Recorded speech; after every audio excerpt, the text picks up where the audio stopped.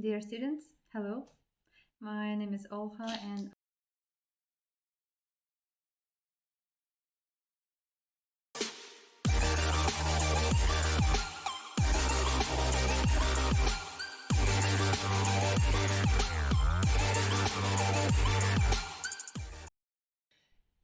Et il fallait bien que je refasse une vidéo, hein. Salut à tous, c'est Jérémy, moi que tu voyais en Ukraine. Et oui, c'est la même personne. J'étais à Kiev avant, j'étais partout en Ukraine, je me baladais. C'était chez moi, ce beau pays, cette belle nation qu'était l'Ukraine.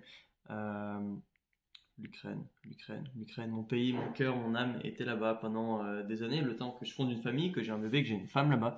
Et figurez-vous que maintenant, eh ben, j'ai dû fuir l'Ukraine, quitter l'Ukraine. Je suis maintenant avec ma femme, ma compagne et ma petite fille en France. Ça a été très très dur, un très long voyage. Presque sans fin, on pourrait dire, hein. Ma petite fille, pour vous donner l'anecdote, a fêté ses 5 mois pendant qu'on avait les blindés russes au cul. Voilà. Donc c'est sympa, quand tu lui raconteras son histoire plus tard, on le dira. T'es une battante, hein, ma petite, hein. T'avais 5 mois, t'étais déjà en train de fuir la guerre. Maintenant, elle a 6 mois parce que c'est déjà passé un mois de guerre en Ukraine. Euh, et du coup, bah, moi, pendant ce mois-là, j'ai plus fait de vidéos sur YouTube, hein, tout simplement. Pourquoi? Parce que j'avais tourné, c'est assez marrant, juste avant la guerre, peut-être 2 jours avant, hein, la semaine même, j'avais invité mon vidéaste à la maison chez moi, dans mon immeuble à Kiev. Et je lui ai dit, viens, on va tourner des vidéos. Et du coup, j'avais tourné une dizaine ou quinzaine de vidéos. Sauf que dans toutes ces vidéos, évidemment, je mettais en avant l'Ukraine, l'Europe de l'Est, etc. Et là, je me sens vraiment con. Je me dis, putain, qu'est-ce que je vais foutre de ces vidéos? Comment est-ce que je les pose? Je les pose pas? Est-ce que je mets un disclaimer en début de vidéo? Je dis, ouais, vous savez quoi, les gars, j'ai tourné ces vidéos juste avant la guerre, donc tout ce que je dis, voilà, il faut le prendre avec la pincette. C'est compliqué, quoi.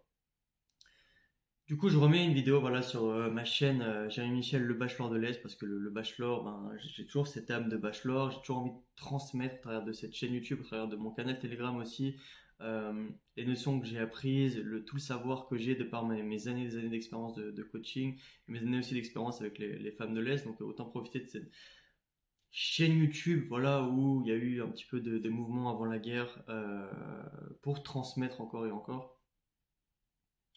Je pense que certains ont envie de connaître un petit peu mon histoire de ces dernières semaines en fait.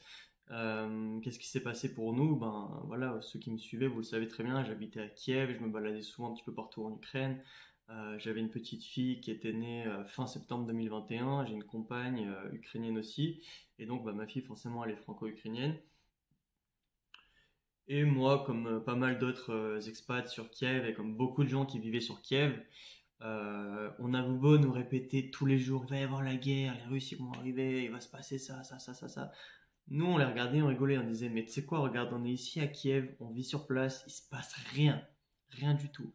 La vie est paisible, on est tranquille, on vit très très bien. C'est pas demain la veille qu'il va y avoir une attaque de Russes, tu vois. Et puis forcément, on s'est retrouvés comme des cons quelques mois, semaines, jours après, parce que ça y est, les Russes sont arrivés, quoi. J'ai été interviewé plusieurs fois par Nice Matin, qui est le journal de ma région en France. Et la dernière interview que je leur ai donnée, c'était la veille de la guerre. Et moi, je leur disais, tout va bien, on est bien, c'est notre meilleure life à Kiev, franchement, les gens ne s'inquiètent pas, on n'a pas peur ici. C'est surtout en France que les gens ont peur et tout ça, tout ça. Les Américains nous disent, il va se passer ça, ça, ça, ça, mais ça se passe pas. Et le lendemain, boum, boum, boum, à 5h30 du mat, au 24e étage de mon immeuble. Vous imaginez, j'entends ça au 24e étage de mon immeuble. Moi en même temps, pourquoi je disais qu'on ne croyait pas trop ce que disaient les Américains? Tout simplement parce qu'ils n'arrêtaient pas d'envoyer des alertes comme ça, le 20 février ça va attaquer, le 24 février ça va attaquer. Enfin, le 24 en l'occurrence il y a eu l'attaque, mais ils n'avaient pas dit 24, ils avaient dit le 20, ils avaient donné des autres dates avant. Donc à force qu'on nous donne des choses qui vont arriver mais qui n'arrivent pas, bah, on n'y croit pas, on n'y croit plus. Et donc bah, on n'y croyait tout simplement pas. La chance que j'ai eue, c'est que avec quelques amis que je salue, on avait prévu le coup. Euh, Quelques amis, on avait créé un groupe sur Telegram. On avait créé un groupe sur Telegram entre nous, voilà, on était 4 5 dedans. Et en gros, l'idée c'était, voilà, on se partage toutes nos coordonnées, tous nos numéros, toutes nos adresses email, les adresses de nos parents en France, ici et là, pour que s'il se passe un truc, on soit capable de se retrouver, d'avoir des nouvelles les uns des autres. Et on s'est dit, écoutez les gars, Nous tous, autant qu'on est là, on ne croit pas forcément à ce qui va se passer, mais on ne sait jamais parce que le risque zéro n'existe pas et qu'il vaut mieux avoir le bénéfice du doute et qu'il vaut mieux prévenir que guérir, etc. On met un plan en place pour que s'il se passe tel événement, on emploie telle action. S'il se passe ça, on fait ça. Et c'est ça, putain, qui nous a sauvés, qui m'a sauvé moi, qui a sauvé ma femme et ma bébé, que on avait prévu un plan à l'avance. J'ai certains de mes potes qui, à force de voir que les compagnies aériennes commençaient à annuler leurs vols, etc., bah ça, ils ont pris des billets d'avion pour se casser d'Ukraine et aller en Géorgie, en Grèce, etc. Et bah moi, ma femme et mon bébé, bah nous on était encore là, on n'avait pas envie de partir. Et j'avais un pote aussi qui avait une voiture qui était restée sur Kiev. Et le plan c'était bon, euh, dès que ça pète en Ukraine, non pas dans le Donbass, mais en Ukraine, dans la région qui est euh, aux mains des Ukrainiens, s'il y a un truc qui éclate en Ukraine pendant le jeûne séparatiste, bah là c'est le signe pour se tailler quoi. Donc forcément quand ça pète à Kiev, il n'y a pas eu d'entre-deux, hein. C'est pas genre on arrive petit à petit à Kiev, c'est genre d'un coup, boum, partout en Ukraine quoi. Boum, boum, le premier jour direct. Et donc bah à 5h30 je fais quoi? Je commence à appeler mes potes et j'essaie d'avoir des confirmations, tu vois, ok on est d'accord que là ce que j'ai entendu, peut-être des bombes quoi, c'est pas des jeux ou quoi que ce soit. Et tout d'un coup, j'appelle mes potes et j'entends la sirène qui démarre. Et là, je leur dis, j'ai un frisson qui me traverse le corps. Et je leur dis, putain, les gars, là, vous savez quoi? C'est pas la sirène du premier mercredi du mois. C'est pas la sirène du premier mercredi du mois. Ça, c'est la sirène qui veut dire, cache-toi ou casse-toi.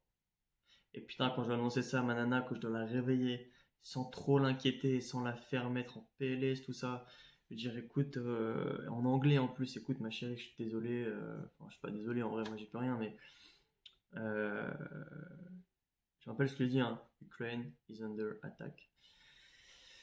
Et au moment là où j'ai dû lui dire ça, où j'ai dû porter mes couilles, putain, mes couilles, ils étaient lourdes à ce moment, il fallait que je les prenne comme ça.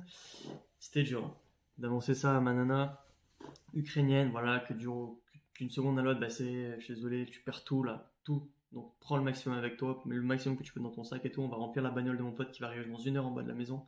Tu prends, bah, on prend bébé, on prend bébé, on prend les couches de bébé, on prend les affaires de bébé, on prend un maximum d'affaires pour nous, pour pas être trop dans la merde, etc., etc. Et puis on remplit la voiture 1 heure plus tard. Évidemment, dans le stress, dans l'angoisse, dans la panique, on a oublié des affaires hyper importantes comme le passeport de ma compagne, on a oublié une carte SIM, du coup moi j'avais plus de téléphone en Europe, on a oublié également les clés de chez mes parents ici, bon c'est pas le plus grave, mais ce qui nous a vraiment vraiment vraiment fait chier, c'était le passeport de ma compagne. Putain, qu'est-ce que ça nous a mis dans la merde, on était en route pour se barrer d'Ukraine quoi. On allait arriver en 5-6 heures à la frontière avec la Moldavie ou la Roumanie, ou plutôt la Moldavie en l'occurrence.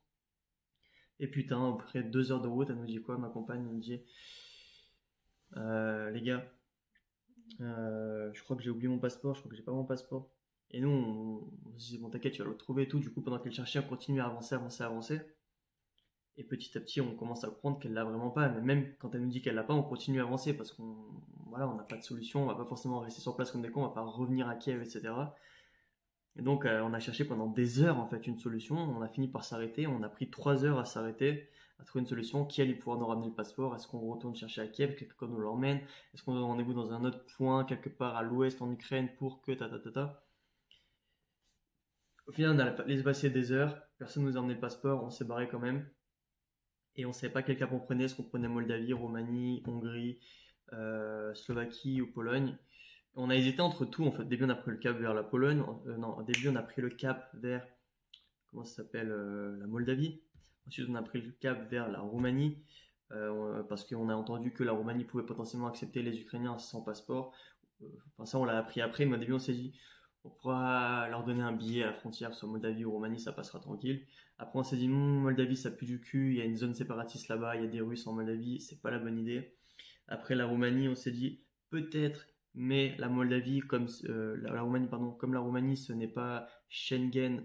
Même si on arrive à rentrer en Roumanie, on sera bloqué en Roumanie, on ne pourra pas sortir de Roumanie sans passeport de ma compagne. Ensuite, la Hongrie, c'est des ultranationaux, donc aucun moyen de rentrer. Ensuite, il nous restait la Slovaquie et la Pologne. Ça paraissait beaucoup plus simple la Pologne, donc on s'est dit allez, cap sur la Pologne. Parce que Pologne et Slovaquie, ils acceptaient tous les deux les Ukrainiens sans passeport internationaux en cas d'extrême crise. Euh, donc on a fait des heures et des heures et des heures de route à prendre des putains de checkpoints, à prendre des barrages, à prendre des des kilomètres et des kilomètres de bouchons. Enfin, des fois, c'était même pas des kilomètres, mais c'est genre, tu peux rester 2 heures pour faire 2 bornes, quoi. Parce que il y avait les militaires qui checkaient un petit peu chaque bagnole de fond en comble, passeport, papier du véhicule, nationalité, etc. Et également, est-ce qu'on avait des armes et tout, quoi. Puis une fois qu'on a réussi à passer des dizaines de checkpoints, qu'on a mis vraiment, je sais pas, plus d'24 heures à rouler, on a commencé à s'approcher, voilà, du côté de Lviv. Et là, on s'est dit, bon, qu'est-ce qu'on fait? Est-ce qu'on va toujours en Pologne? Et au dernier moment, on a essayé de pas aller en Pologne, de rallonger la route, de traverser tous les Carpates, c'est interminable, hein, les Carpates, hein, et d'aller jusqu'à la frontière slovaque. Pourquoi? Parce qu'on s'est dit, putain, la frontière Pologne, elle est blindée à tous les coups. On a mis Google Maps en fait en affichant le trafic, on voyait qu'il y avait beaucoup de trafic en Pologne, et puis on savait très bien que la plupart des gens allaient aller en Pologne, c'est la frontière principale, c'est proche de Lviv, etc. Donc on a décidé de dire non à la Pologne alors que c'était peut-être à 1 heure ou 2 de route de là où on était. On a choisi un endroit qui était beaucoup plus loin, mais c'était une beaucoup plus petite frontière dans un beaucoup plus petit pays avec beaucoup moins de passages. On s'est dit, on prend des risques, mais peut-être ça se passera mieux. Au final, après encore des heures et des heures de route, 30-40 heures de route, on a choisi le cap sur la Slovaquie, quoi, de l'autre côté des Carpates. Ça s'appelait, je sais plus comment ça s'appelait, un petit village ukrainien, un petit village slovaque. Et c'était le bon choix. C'était le bon choix. En fait, sur le coup, on s'est dit, ah, putain, on s'est fait baiser quand même, parce qu'on a fait une journée d'attente, en fait, un peu moins d'une journée d'attente à la frontière slovaque.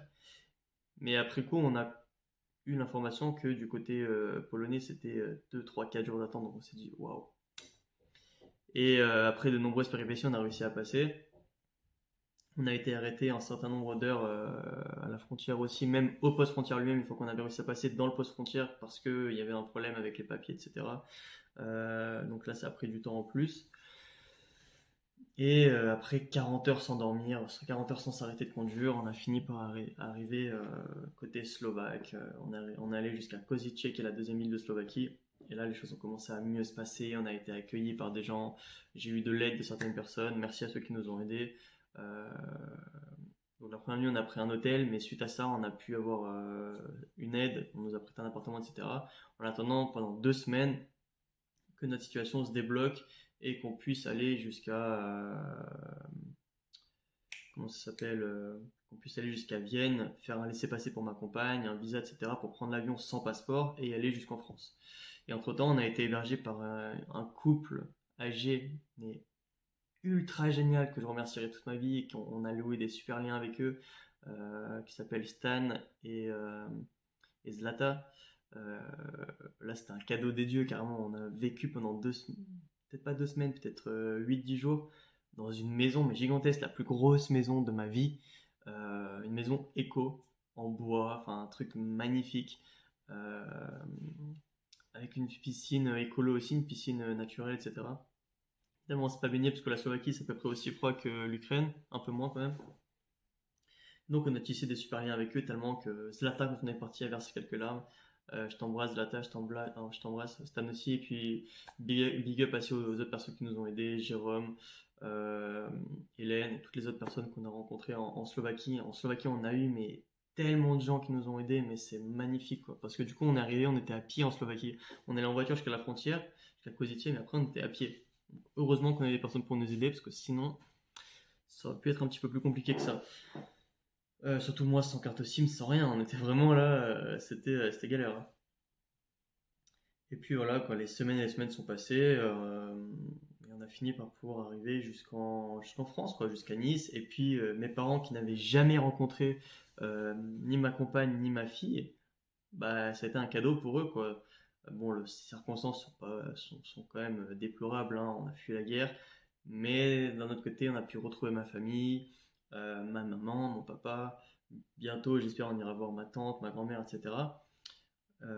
Et mes autres oncles et tantes et tout le reste de la famille. Mais là, déjà, le fait qu'on ait mes parents ici, bah, c'est génial, quoi. Je vois déjà que c'est du bonheur pour eux, donc du bonheur pour eux, c'est du bonheur pour nous. Il y a mon frère aussi, qui est super content. Et ça c'est top. Et voilà quoi, petit à petit reprendre un petit peu le chemin de la vie, le chemin du business, le chemin de la reconstruction. Bon, on sait pas encore trop quoi faire. Ma compagne elle est prof d'anglais. Si y en a déjà d'ailleurs ici qui veulent faire des cours d'anglais, dites-moi dans les commentaires ou je vous donnerai le contact, peu importe le moyen. Je peux vous donner des cours d'anglais avec elle. Donc ça se passera voilà, des cours d'anglais avec une Ukrainienne. Franchement, quoi de mieux, hein? Quoi de mieux? Euh, Par rapport à ça, c'est ok. Et puis, bah, moi de mon côté, je vais voir un petit peu comment relancer le projet du bachelor, le projet du bachelor de l'Est. Dites-moi si vous avez des idées, balancez-moi des commentaires. Balancez-moi des commentaires. S'il y en a qui ont encore envie et besoin de coaching amoureux, en fait, coaching relationnel. À la base, je le faisais avec les femmes de l'Est principalement, mais là, je me vois mal tout de suite retourner en Europe de l'Est. Bon, l'Ukraine, c'est mort de chez mort. Euh, et j'ai pas forcément de lien personnel avec que ce soit la Pologne ou d'autres pays d'Europe de l'Est. Après, ça reste possible parce qu'il y a toujours des femmes de l'Est là-bas, donc on peut toujours organiser un séminaire là-bas, etc. Euh, Moi, je peux toujours vous donner les enseignements pour rencontrer une nana, que ce soit une nana occidentale ou une nana d'Europe de l'Est, comment réussir votre date, réussir votre couple, aller jusqu'au mariage avec elle. Et puis ensuite, vous pouvez aller par vous-même en Europe de l'Est, c'est aussi très possible. Et en même temps, bon, bah, j'ai envie de vous dire, maintenant il y a des Ukrainiennes en France, hein, c'est aussi un des côtés collatéraux, un des avantages collatéraux de ce qui se passe actuellement. Voilà, je vais vous faire un retour d'expérience sur ce qui m'est arrivé, sur ce qui nous est arrivé. Je voulais faire un live, je l'ai pas fait pour une raison que j'ignore, j'aurais dû le faire. C'est bien dommage que j'ai pas fait ce live parce que soudainement il y a eu des centaines de personnes qui sont mis à me suivre sur Instagram, sur Facebook, sur Telegram, etc. Donc ouais, j'ai raté le coche. J'aurais pu gagner peut-être des centaines, des milliers d'abonnés. Je l'ai pas fait, ce qui a été plutôt une erreur. En plus de ça, j'avais la visibilité par Nice Matin, par BFM, par je crois non c'est plus iTélé, c'est bref je sais plus. Plusieurs chaînes de télévision, LCI, etc. qui m'ont interviewé, qui auraient pu me donner de la visibilité. J'ai pas fait ce live. C'est peut-être dommage, j'aurais peut-être dû raconter mon histoire parce que les gens me demandaient des nouvelles tous les jours. J'ai eu des centaines de messages, jamais eu ça de ma vie. Donc merci pour votre chaleur, merci pour votre envie, désir d'aider. Cet après-midi, je vais retrouver un pote à Nice, on va sûrement tourner une vidéo à Nice, donc on la postera. Pas sur ma chaîne par contre, mais on la postera. Euh, voilà quoi. Mettez-moi des commentaires, donnez-moi du soutien, dites-moi ce que vous avez pensé de l'histoire que je vous ai racontée ici. Bon, c'est pas une histoire, hein, c'est ma vie. Si vous avez des idées de vidéos que je pourrais tourner, si vous voulez que je reprenne des vidéos, si vous voulez que je partage des enseignements ou des choses que j'ai appris, bah, après tout ce qui m'est arrivé. Je pensais aussi à donner des conférences. Donc si vous voulez une conférence sur bah voilà quoi, les enseignements qu'on apprend finalement en fuyant de la guerre. C'est pas la première fois que je reprends de zéro. Voilà, j'ai fui déjà, je me suis pris dans les attentats de Nice, je me suis pris des arnaques ici et là. J'ai tout perdu au Maroc, j'ai tout perdu à Nice une première fois, j'ai tout perdu maintenant en Ukraine. Donc comment se reconstruire, comment faire dans la vie, enfin que je vous transmette tout ce que j'ai appris au travers de tout ça dans des conférences. Mettez-moi des commentaires. Pour les cours d'anglais qui m'accompagnent, mettez-moi des commentaires. Et puis si vous avez envie de choisir de nouveaux belles vidéos, formations, etc., mettez-moi des commentaires aussi. Et sinon pour juste envoyer du soutien, bah aussi mettez-moi des petits commentaires. Pour que je fasse un live aussi, putain, un live. J'aurais dû le faire ce live, hein, mais je l'ai pas fait, c'est la vie. Je vous fais des bisous. Merci à tous pour ceux qui m'ont soutenu pendant ce périple long et dur. Et voilà. À plus.